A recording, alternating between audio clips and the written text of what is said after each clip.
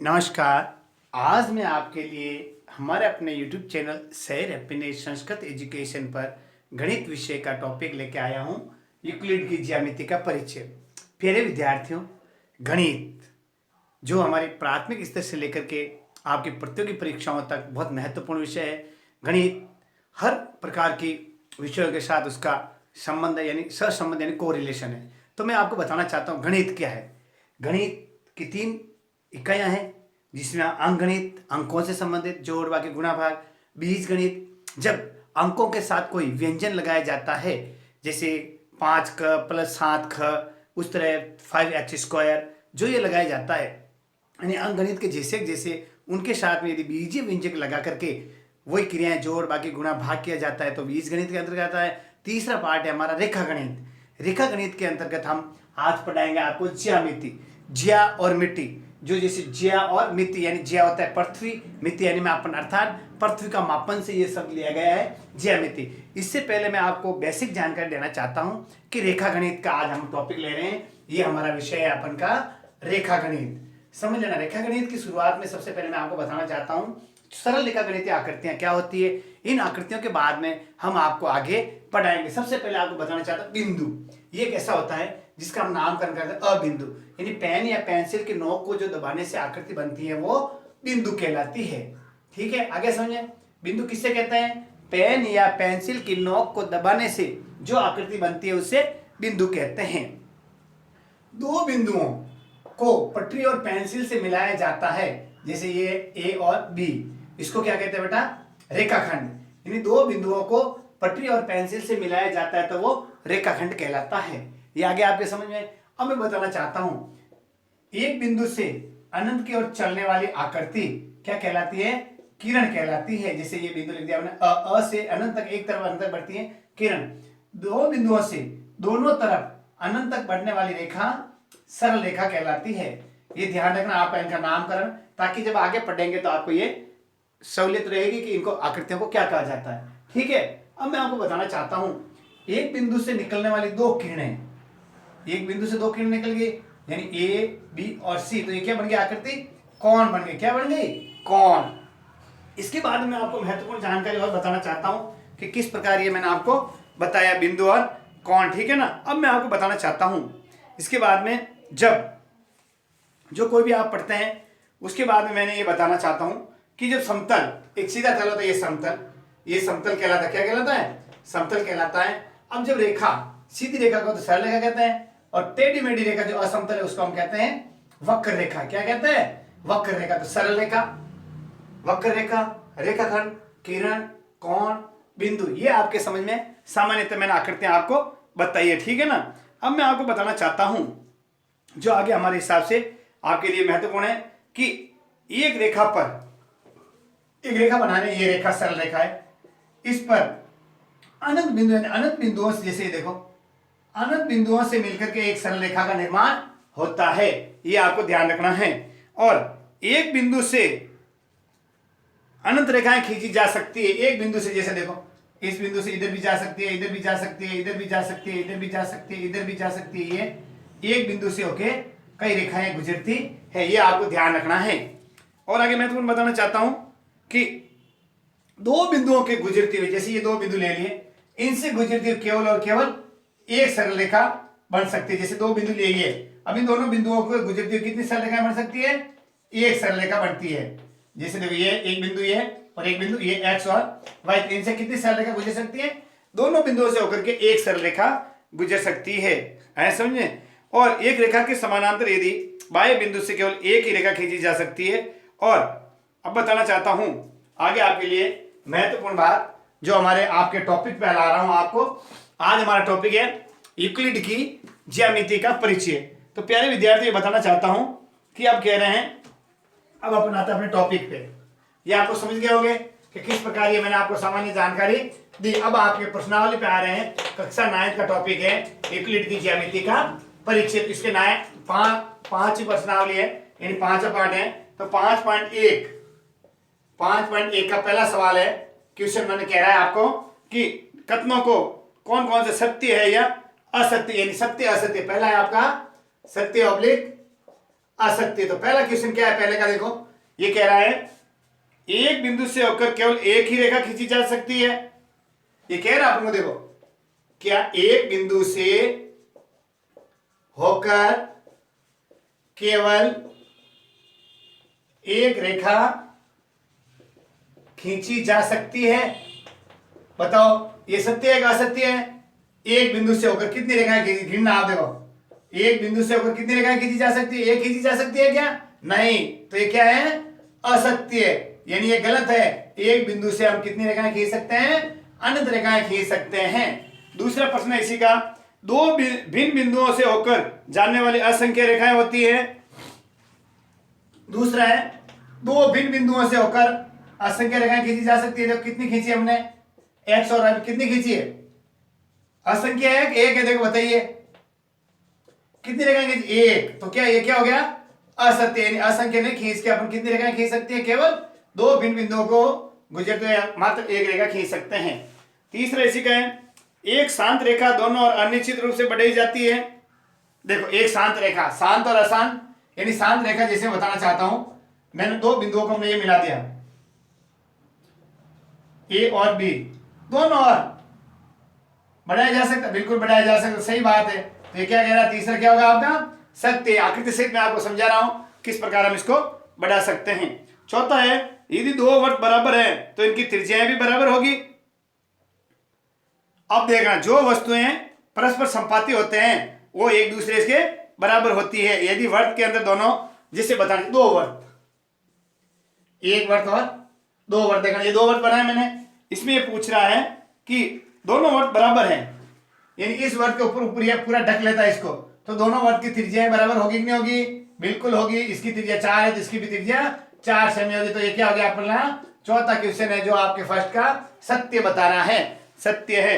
इसके अंदर पांचवा क्या कह रहा है? आकृति बता दो, ए बी। अब आकृति देखना, एक आकृति है, देखना बनाना ए बी, ठीक है। पांचवा इसका फर्स्ट का, A B equal P Q है। ए बी के जितने जितने पी क्यू है, देखना रेखाखंड ए बी का इक्वल पी क्यू है और पी क्यू के इक्वल एक्स वाई है, पी क्यू के इक्वल एक्स वाई। देखना अब मैं बता रहा हूं, ये 4 सेंटीमीटर है, ये 4 सेंटीमीटर है, इसके इक्वल ये है, इसके इक्वल ये है। तो बताइए एक्स वाई और ए बी इक्वल होगी कि नहीं होगी? होगी, यस। ये क्या, तो ये क्या होगा?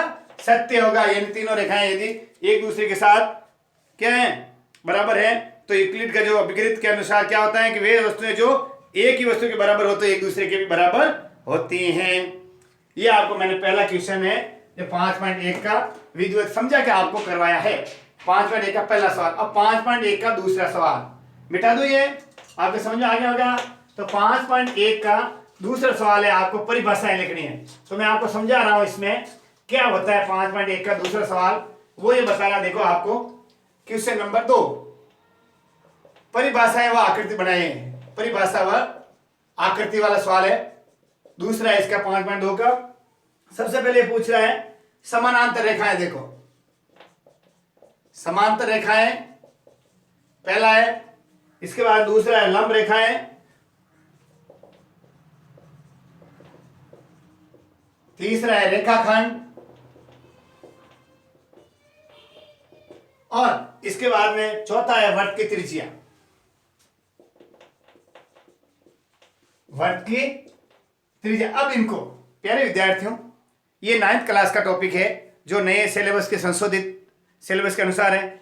इसका मतलब आपको कक्षा 8 तक सरल रेखा गणितीय आकृतियों के बारे में जानकारी हो जानी चाहिए, ठीक है ना। समानांतर रेखाएं, समांतर रेखाएं किसे कहते हैं? आप देखो, मैं सबसे पहले बताना चाहता हूं कि ऐसी दो रेखाएं जो हमेशा साथ चलती हो, जिनकी बीच की दूरी हमेशा समान हो और कहीं पे भी एक दूसरे को नहीं काटती हो, यानी काटती नहीं है, काटती नहीं, जैसे एक्स वाई और पी क्यू, ये दो रेखाएं जो समानांतर रेखाएं हैं, इनको समानांतर रेखाएं कहते हैं। परिभाषा लिख लीजिए आप चाहते हो तो, कि ऐसी रेखाएं जो सरल और सीधी हो, एक ही तल पर हो और दोनों दिशाओं में असीमित लंबाई तक बढ़ती हो। आया समझे? अब इसको हम कैसे करेंगे? एक्स वाई, देखो लिखेंगे एक्स वाई समानांतर पी क्यू। इस तरीके से ये जो दो खड़ी लाइन करें, इसका मतलब होता है समानांतर। क्या हो गया? ये समांतर रेखाएं के अंदर आपको बताना चाहता हूं।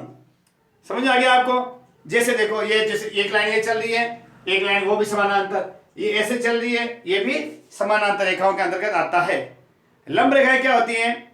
एक सरल रेखा पर, सुनना, एक सरल रेखा के ऊपर जब उसको समद्विभाजित किया जाता है, उस पर समकोण बनता है, उसे लंब रेखा के। जैसे देखो, ये मैंने एक रेखाखंड लिया ए बी, ए बी का हमने लंब समद्विभाजित किया, ये ऐसे, तो ये हो गया एम एन। क्या बन गया? M N. जो ये एम एन रेखा बनी है वो लंब रेखा कहलाती है। और यहाँ पे 90 डिग्री का कोण यहाँ पे भी बनता है, यहाँ पे भी बनता है, यहाँ पे भी 90 डिग्री और 90 डिग्री का कोण बनता है। ये लंब रेखा है एक्स वाई। तो ए बी, इसको ऐसे लिखेंगे, ए बी लंब एक्स वाई। ये उल्टा टी लिखा, इसको हम क्या कहते हैं? लंब। ये लंब का चिन्ह है। आया समझे? तो इसकी परिभाषा लिख सकते हैं, यदि एक सरल रेखा किसी अन्य सरल रेखा पर इस प्रकार मिले कि बनने वाला आसन कोण आपस में बराबर हो और प्रत्येक कोण समकोण हो, जो सरल रेखा अन्य रेखा पर मिल रही है वो लंब रेखा कहलाती है। आया समझे? अब मैं आपको बताना चाहता हूं, जैसे देखो, ये क्या हमने बनाया, ये इधर लंब डाल दिया इधर, तो दोनों कितने कितने डिग्री हो गए? 90 डिग्री। तो ये क्या बन गया? दोनों एक सरल रेखा के ऊपर समकोण। एक कोण का हमने समद्विभाजित किया, एक लंब कोण के अर्धक हो गए, दोनों आधे आधे कोण। क्या बन गए? ये दोनों आधे आधे कोण बन गए। आया सर? इस प्रकार। अब मैं आगे बताना चाहता हूं रेखाखंड। अगला क्या है? रेखाखंड, यानी दो बिंदुओं को पटरी और पेंसिल की सहायता से जो मिलाने से आकृति बनती है वो रेखाखंड कहलाती है, जो सीमित होती है। जैसे 5 सेंटीमीटर यहां से यहां तक, ये दोनों सीमित हो, ये हमारे रेखाखंड कहलाता है। ठीक है नहीं? एक ऐसी आकृति जिसकी लंबाई सीमित हो, आया समझ में, वो रेखाखंड कहलाती है। अब वर्त की त्रिज्या देखो, अगला टॉपिक है आपके इसी से जो क्वेश्चन है, वर्त की त्रिज्या। सबसे पहले मेरे विद्यार्थियों वर्त के बारे में बताना चाहता हूं। एक गोलाकार आकृति, जैसे रोटी है, चूड़ी है, उसको वर्त कहते हैं। वर्त के मध्य जो बिंदु होता है, जैसे ओ है, ओ को हम क्या कहेंगे? केंद्र बिंदु। क्या कहेंगे? केंद्र बिंदु। ओ और ये जो बाहर ये लाइन है, इसको हम क्या कहेंगे? परिधि। वर्त की क्या कहलाती है? परिधि कहलाती है। जब ओ को परिधि के किसी बिंदु से, किसी स्थान से उसको मिलाया जाएगा तो वो त्रिज्या कहलाती है। जैसे ओपी, ओपी क्या कहलाती है? वर्त की त्रिज्या कहलाती है। ध्यान रखना, यानी केंद्र बिंदु को परिधि के किसी भी भाग से उसको मिलाया जाता है तो वो त्रिज्या बन जाती है। आगे समझ। अब देखो, यदि परिधि के दो बिंदुओं को केंद्र से होते हुए मिलाया जाए तो वो क्या बन जाएगा? व्यास। जैसे देखो, ये केंद्र बिंदु है ओ, क्या है? ओ, और ये पी और क्यू। तो ओपी और ओ क्यू, ये तो अर्धव्यास है, जिसे हम त्रिज्या भी कहते हैं। त्रिज्या को क्या कहते हैं हम? अर्धव्यास। ध्यान रखना, त्रिज्या क्या कहलाती है? अर्धव्यास भी कहलाती है। जो कौन कौन सी है? ओपी और ओ क्यू। आया समझे? अब जैसे बताना, पी क्यू क्या है? व्यास। क्या है? व्यास कहलाता है। परिधि के दो बिंदुओं को जब मिलाया जाता है केंद्र के मध्य बिंदु से होते हुए गुजरे तो वो व्यास कहलाता है। अब परिधि के दो बिंदुओं को बिना व्यास, इसमें जैसे एक्स वाई, क्या हो गया? ये एक्स वाई क्या कहलाती है? ध्यान है आपको? जीवा। क्या कहलाती है? जीवा। तो किसी भी वर्ग में सबसे बड़ी जीवा कौन सी होती है?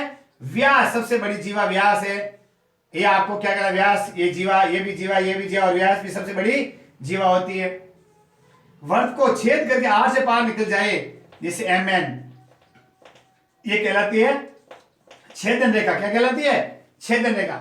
वर्ग को बाहर से स्पर्श करके चली जाए, जैसे ए बी, ये कहलाएगी स्पर्श रेखा। क्या कहलाएगी? स्पर्श रेखा। तो प्यारे विद्यार्थियों, हमने आपको यूक्लिड की ज्यामितीय परिचय में प्रश्नावली 5.1 का पहला सवाल और ये दूसरा सवाल, दो सवाल हमने आपको अच्छी तरह से समझा दिए हैं। ठीक है? अब मैं आपको बताना चाहता हूं, इसी का जो ये आप समझ लिए होंगे, मिटा दो। अब आज चल रहा है इसका तीसरा सवाल। तीसरा प्रश्न क्या कह रहा है? जो अवधारणाएं या अभिधारणाएं, जो नियम है, प्रमेय कह सकते हैं, जो सत्यापित बातें हैं, उनको हमको प्रूफ करना है, निश्चित करना है। तो जो अवधारणाएं बनाई गई है यूक्लिड से संबंधित, यूक्लिड ने जो जो अवधारणाएं बनाई है उनके लिए आपको विचार करना है। सवाल है आपका तीसरा, नीचे दी गई अभिधारणाओं पर विचार कीजिए।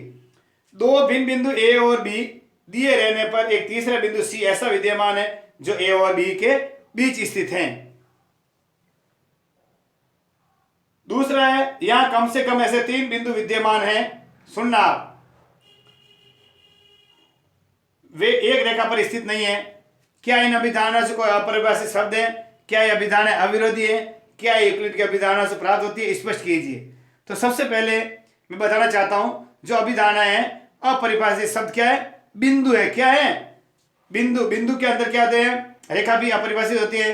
तो इसका आप बता दिया। बिंदु के बारे में बताना चाहता हूं। जैसे देखो, दो भिन्न बिंदु, क्वेश्चन थर्ड है, उसको मैं समझा रहा हूं।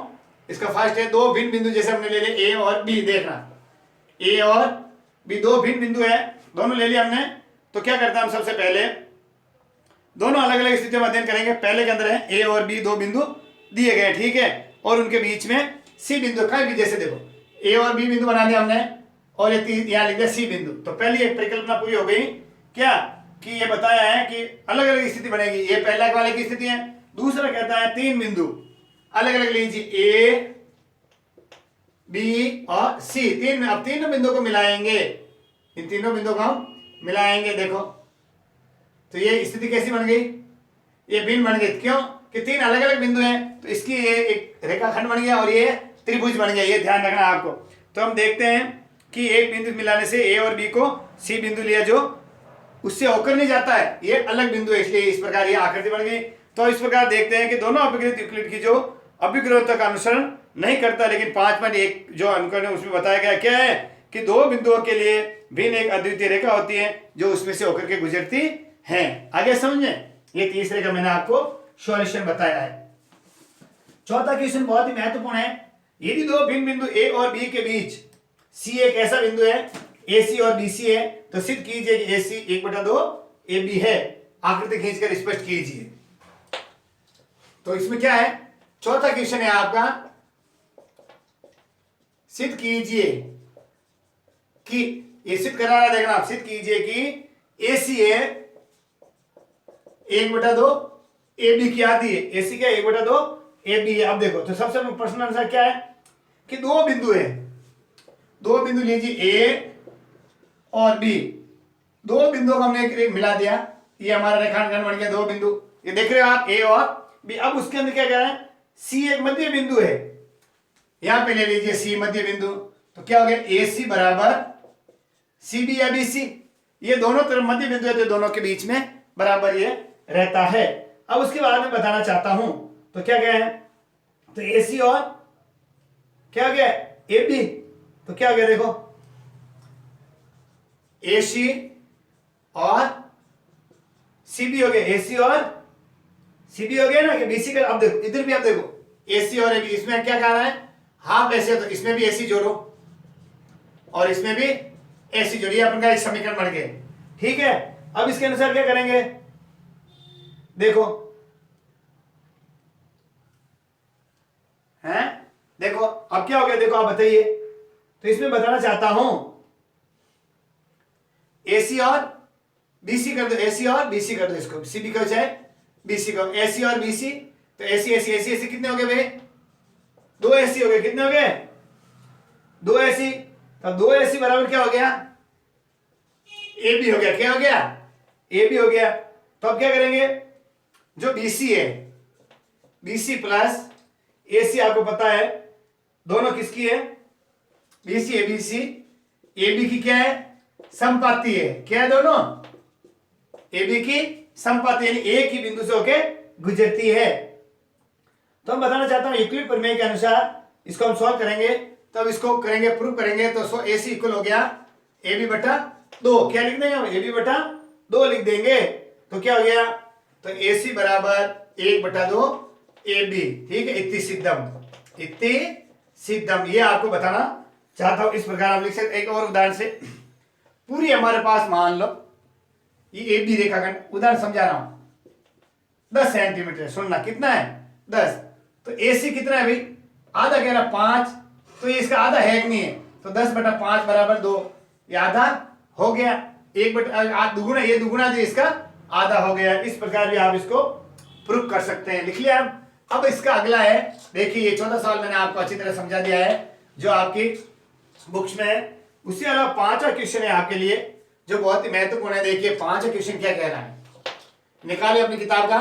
5वां क्वेश्चन है कि प्रश्न 4 में जो आपने देखा, सी रेखाखंड को ए बी के मध्य बिंदु है, सिद्ध कीजिए कि रेखाखंड एक ही एक बिंदु के मध्य है। जैसे अब आपको बताना चाहता हूं, अब देखना जो पहला वाला था ए और बी, ये था, अब ये था इसका मध्य बिंदु सी। अब ये कह रहा है अपन को कि इसमें सिद्ध करो कि एक रेखाखंड का एक और केवल एक ही मध्य बिंदु होता है। सिद्ध कीजिए कि जो कोई भी रेखाखंड हो तो उसका मध्य बिंदु एक ही होता है। तो क्या है, सिद्ध कीजिए कि एक रेखाखंड का मध्य बिंदु एक ही होता है। अब इसको सिद्ध करना है आपको। देखो तो क्या करेंगे, इसके लिए सबसे पहले आपको क्या करना है, अब ए बी दे एक मध्य बिंदु देख लेंगे। अब इसमें अपन इसको ऐसे करेंगे, ए बी सी तो पहले था, अब ए और बी देखो, ए और बी, इसका मध्य बिंदु हम क्या ले रहे हैं, डी ले रहे हैं। क्या ले रहे हैं, डी। तो क्या हो गया इसमें, ए डी बराबर बी डी। आगे समझो आपके, ए डी बराबर बी डी, ये हो गया पहला। लेकिन हमने दिया हुआ क्या है, ए सी बराबर बी सी। ए सी बराबर क्या है, बी सी है। तो अब इसमें कैसे हो गया, जैसे देखो ए बी डी और सी, ये दोनों बना दिए, इसमें अपन बना दिया है। तो क्या हो गया, अब पहले समीकरण में से दूसरे को घटाने पर क्या आ जाएगा, देखो तो क्या हो गया, A D minus A C, A C minus A D बराबर B C minus B D, B C minus B D, ये अपन लिख रहे हैं। ठीक है, अब इसमें क्या हो गया, तो क्या हो गया देखो,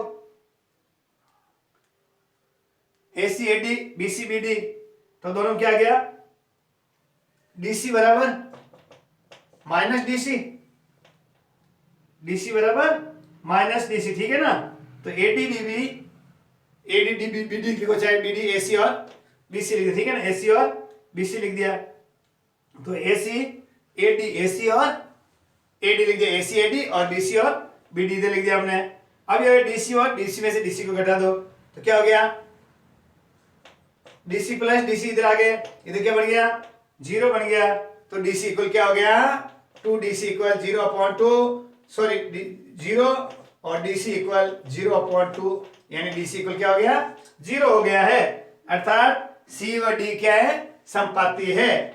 सी व डी संपाती यानी एक ही बिंदु है। इस प्रकार हम एक रेखाखंड में एक ही बिंदु होता है, इति सिद्धम। अब एक आगे और है, देखो यदि आकृति ए सी और बी डी है तो सिद्ध कीजिए कि ए बी और सी डी बराबर होगी। ए सी और देखना एक रेखाखंड है, मैं आपको बता रहा हूं आकृति से। ये 5 क्वेश्चन आपके लिए पूरा हो गया है। छठा क्वेश्चन आपके लिए लेके आए हैं, देखिए छठा क्वेश्चन आप देखिए क्या है, क्वेश्चन नंबर 6। ये कह रहा है आकृति में यदि, लिख लीजिए इसको, आकृति में यदि ए बी सॉरी ए सी और बी डी है, ए सी इक्वल बी डी, देखो आकृति में ए सी और बी डी क्या है दोनों इक्वल है। तो सिद्ध कीजिए कि ए बी और सी डी इक्वल है। तो सिद्ध कीजिए कि A B equal C D होगी, A B equal C D है। अब इसको सिद्ध करना है आपको, जो आपके अभिधारणा है उन धारणाओं के अनुसार हम करेंगे। इसमें बताया गया है, तो क्या करेंगे देखो, एक बनाएंगे ऐसे ए बी, यहां भी बना लीजिए, देखो चित्र ऐसा दे रखा है, सी और डी, ए सी इक्वल बी डी, ये इक्वल है। तो ए डी और सी बी भी इक्वल होगी या नहीं होगी। तो सबसे पहले देखो क्या है, ए सी इक्वल बी डी, क्या हुआ है प्रश्न में दिया हुआ क्या है, ए सी और बी डी इक्वल है। अब बता देंगे, देखो अब होगा ए सी इक्वल क्या हो गया, ए बी और B C, A C equal क्या हो जाएगा, A B plus B C, A B plus B C, ये हो गया सेकेंड, ये फर्स्ट था, ये सेकेंड हो गया। अब उस क्योंकि क्यों है यहाँ पे कि बी ए और सी के, चूंकि यहां लिख दो, चूंकि बी ए जो, अच्छा ऐसे देखो इसमें कैसे बना रहा है आपके, ए बी ऐसे बना, ए बी सी और डी ऐसे क्वेश्चन में ऐसे है। तो ए सी और बी डी इक्वल है, ए सी और ये वाली इक्वल है। तो ए सी ए बी, ए सी जो ए बी और बी सी की इक्वल है, क्योंकि बी जो क्या है, लिखिए आप भी लिखिए, बी ए और सी का मध्य बिंदु है। बी जो ए व सी का मध्य बिंदु है, इसीलिए हम लिखा ए सी बराबर इन दोनों को जोड़ने पे ये आ जाता है। ठीक है, ये समीकरण हो गया।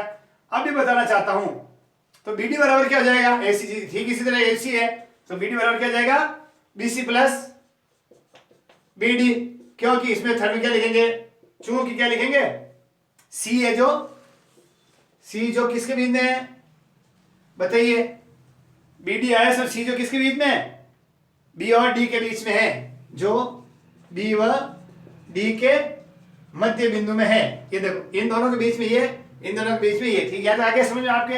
अब आगे बताना चाहता हूं, तो समीकरण नंबर 1 व 3 का मान फर्स्ट में रखने पर, सेकंड, ये सेकंड और थर्ड का मान, इन दोनों का मान किस में रखेंगे, फर्स्ट समीकरण में रखेंगे। तो क्या हो गया, A B plus B C, A B plus B C equal क्या हो जाएगा, B C plus C D, B C plus C D, दोनों तरफ क्या आ गया, दोनों क्या है, बी सी है, क्या है बी सी, तो ये करेंगे बी सी से बी सी को घटा दिया तो क्या हो जाएगा, यहां लिखो आप, बी सी घटाने तो A B plus B C, फिर क्या लेंगे minus B C plus C D minus B C, तो क्या हो जाएगा देखो, तो बी सी से तो बी सी कट हो जाएगा, बी सी से तो क्या क्या देखो, बी सी से इस बी सी से B C cut, B C से बी सी कट, क्या हो गया, ए बी बराबर ए डी, ये चाह रहा है ए बी बराबर ए डी आ गया, इति सिद्धम। बोलिए अब आप ये समझ आ गया होगा कि यूक्लिड प्रमेय के अंतर्गत हम इनको किस प्रकार सॉल्व कर सकते हैं, ठीक है ना। अब मैं आपको बताना चाहता हूं, आपके लिए बहुत ही महत्वपूर्ण बात है कि ज्यामिति यूनानी शब्द की किस भाषा से मिलकर बना हुआ है, पता आपको, जियो और मेटल से, मैंने बता देता। एक बारीक नोक की पेंसिल को सारे चलने वाले आकृति को क्या कह सकते हैं हम, रेखाखंड कहते हैं। दो बिंदुओं के बीच को, वह रेखाखंड वर्ग के केंद्र से गुजरती है और दोनों सिरों से वृत्त पर स्थित होती है, क्या कहलाती है, व्यास कहलाता है। वृत्त का प्रत्येक हिस्सा को क्या कहते हैं हम, त्रिज्याखंड कहते हैं। एक बिंदु से एक अन्य बिंदु की सीधी रेखा खींची जा सकती है, उसमें कौन सा है, पहले अभिधारणा, ठीक है ना। ये मैंने आपको समझाने की कोशिश की है कि किस प्रकार हम इनको सॉल्व कर सकते हैं, ठीक है ना। तो 5 अभिधारणा क्या है कि यूक्लिड की 5 अभिधारणा पूछी जा सकती है कि समांतर रेखाओं के अस्तित्व का औचित्य निर्धारित होता है, क्योंकि कोई एक सरल रेखा, दो सरल रेखा एम और एन इस प्रकार पढ़ी है कि एल के एक की और अंतःकोण का योग समकोण, और तो यूक्लिड के 5 अभिधारणा के अनुसार रेखा इस प्रकार नहीं मिलेंगे। यानी दो रेखाएं, ये समानांतर रेखाएं जा रही है, ये तीसरी रेखा, इन दोनों का योग दो समकोण के बराबर होगा, बिल्कुल से इधर से भी होता है और इधर से भी। जैसे मैं बताना चाहता हूँ, ये एक रेखा है, ये मान लो 100 डिग्री है, तो कितना बनेगा 80 डिग्री, देखना ये 80 है तो कितना हो जाएगा 100, ये 100 है तो 80, यानी एक समांतर एक सरल रेखा पर बने कोण कितने भी हो, उनका योग दो समकोण यानी 180 डिग्री के बराबर होता है, एक सरल रेखा पर बने कोणों का योग, ठीक है। अब मैं बताना चाहता हूँ, इस तरीके से आपको ये बताना है कि पूछा है कि यूक्लिड की 5 अभिधारणा कैसे लिखेंगे। तो गणित 5 अभिधारणा क्या है के अनुसार दो रेखाओं पर गिरने वाली एक ही कोने में दो अंतःकोणों का योग कितना 180 होता है, जो मैंने बताया। और दो रेखाएं कभी भी प्रतिच्छेदित नहीं कर सकती हैं, इसके समतुल्य रूपांतरण होता है, एक फले पैर पर विकृत होती है, जिससे गणितज्ञ फॉन फ्लेपर ने किया था। यानी एक रेखा पर प्रत्येक बिंदु से पी होता है, पी से जितना भी जाता है, जैसे मैं बताना चाहता हूँ, ये एक रेखा है, यहां से एक एंगल बनाओ, कितने भी एंगल बनाएंगे लेकिन इन सब का योग कितना होगा 180 ही होगा। ऐसा इस प्रकार तो दो भिन्न प्रतिच्छेद रेखाओं की सर एक ही सरल रेखा के समानांतर नहीं हो सकती है, अलग अलग होती है, समांतर नहीं बन सकती। जैसे देखो ये बिंदु है, ये गई ये गई ये गई, ये कोई समांतर नहीं होती, लेकिन इस रेखा के इसके ऊपर वाले समय 180, इसके नीचे वाले 180, इधर से लेंगे इसके इधर वाले 180 डिग्री बनेंगे। तो आज हमने आपको यूक्लिड की ज्यामितीय परिचय दिया था, और अगले वाले टॉपिक के अंदर कल हम आपको रेखाएं और कोण के बारे में जानकारी देंगे, जो आपके लिए बहुत ही महत्वपूर्ण टॉपिक है। तो प्यारे विद्यार्थियों, आज हमने यूक्लिड की ज्यामिति का परिचय कक्षा 9 का लिया, उसमें आपको यूक्लिड की अवधारणाओं के बारे में बताया, ठीक है। ये समझ आ गया होगा आपका। अब आगे आप सबसे निवेदन है कि इन वीडियोस को ज़्यादा से ज़्यादा बच्चों तक पहुंचाइए। नमस्कार।